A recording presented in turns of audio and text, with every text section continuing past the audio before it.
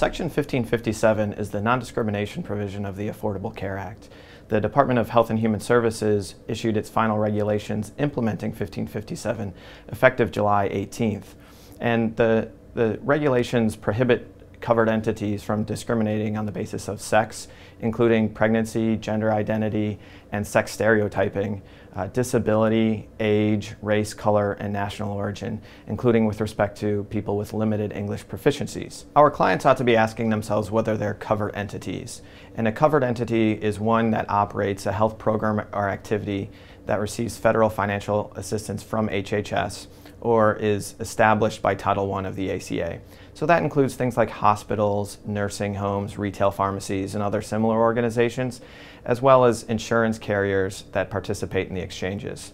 In addition, employers who aren't in the healthcare industry should be aware that their group health plans might be covered if they receive federal financial assistance. Covered entities should be aware of two immediate deadlines. The first happened just last week on October 16th, when they were required to issue notices of non-discrimination to the public.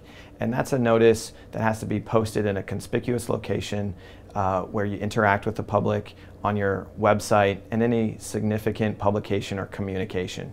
And it has to include 7 things: a statement of non-discrimination, a notice that you will provide free of charge appropriate auxiliary aids and services to individuals with disabilities, and that can include a qualified interpreter, language assistance services to individuals with limited English proficiency, and if you have over 15 employees, a civil rights coordinator that oversees your non-discrimination program, as well as a grievance procedure for individuals to launch internal discrimination complaints. And finally, a notice of how to contact the Office of Civil Rights, which enforces Section 1557.